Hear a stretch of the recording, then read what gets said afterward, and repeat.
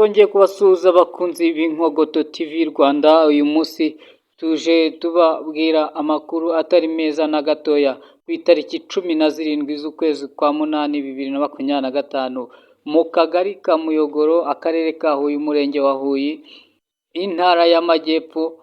Hari impanuka yahabaye kuri izo tariki nyine twavuze haruguru 17 z'ukwa munani, aho hari umukecuru wari uvuye mu minsi mikuru y'umwana we cyangwa se umwuzukuru we, ubwo bari bari gutaha mu masaa 12 zishyira saa moya, niho twumvise urusaku rwinshi rw'abantu. Turirukanka tujya gutabara, tuhageze dusanga ni umukecuru ukoze impanuka, ni umukecuru bagonze muri uwo mugoroba.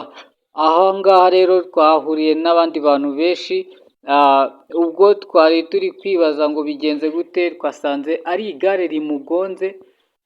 Tekereza igare rigenda saa moya n'igice, kandi tuzi ko amagare akwiye kugenda kuva mu gitondo kugera saa 12 akaba yavuye mu muhanda, ariko ryo iryo joro muri uwo mugoroba nyine wa saa moya n'igice niho uwo munyonzi yari akiri mu muhanda.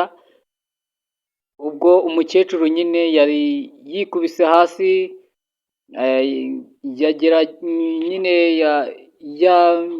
yakomeretse ku mutwe cyane kuko yavuye amaraso.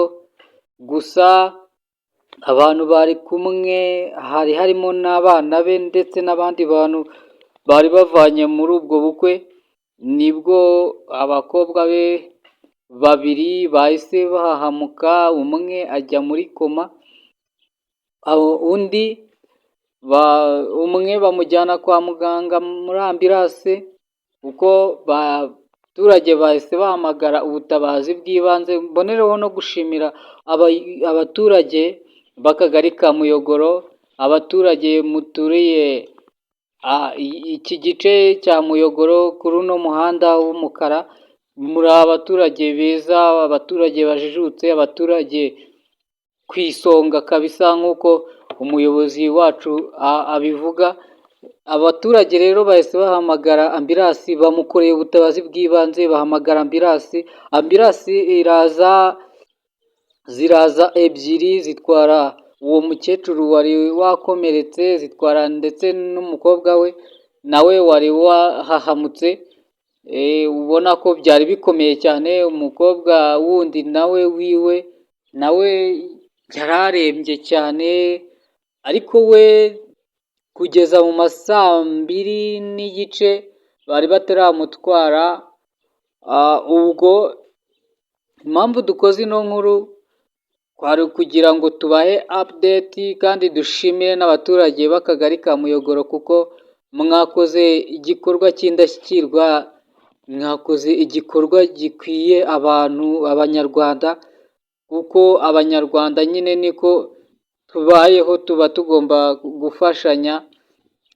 Mugenzi wawe yahura n'ikibazo ukamufasha, kuko nawe ntabwo uba uzi ejo cyangwa ejo bundi uko bizagenda. Ubwo rero abantu mutubwire umukecuru nimba yaje koroherwa, nimba yavuye kwa muganga. Izi ni update twari turimo kugira ngo tubamenyeshe nyine iki cyumweru cy'itariki 17 ukuntu byari byifashe. Habayemo iminsi mikuru myinshi, habayemo ibirori byinshi bitandukanye, abantu bagarukiye Imana, abana babatijwe, ariko nyine hari n'abasezeranye ku cyumweru bidasanzwe bibaho cyane. Ariko nyine mutubwire umukecuru uko yaramutse, ese abakobwa be baramutse bate, abantu bari bari kumwe se babashije kugera iwabo? Ko amakuru twari dufite nka Inkogoto TV ni uko bari batashye Isave. Ese bambashije kugerayo? Mujye muri komenti mutubwire, kandi dukomeza kwihanganisha abantu bahuye n'impanuka abo ari bo bose. Usibye n'aba ngaba hari n'abandi baba bafite ibindi bibazo bigiye bitandukanye. Mwihangane, kandi Imana dusenga irabazi kandi irabibuka kandi irabazirikana. So njyewe rero twari kumwe ni Jean Claude Kwihangana. Inkogoto TV Rwanda niyo YouTube channel igomba kuguha amakuru yizewe kandi akugereraho igihe. Murakoze cyane. Ni Inkogoto TV Rwanda. Kanda subscribe, share and comment kugira ngo dukomeze kubana no mu zindi update zigiye zitandukanye. Murakoze cyane, mugire umunsi mwiza, mutangire icyumweru neza. Nyabuneka abantu mutwara amagare kandi namwe mujye mutwara mu gihe biri ngombwa, mu gihe amasaha yanyu nyine mwemererwa gukora, amasaha yanyu narenga muparike kugira ngo twirinde impanuka zo mu muhanda zitewe n'amagare. Murakoze cyane. Inkogoto TV, kora subscribe.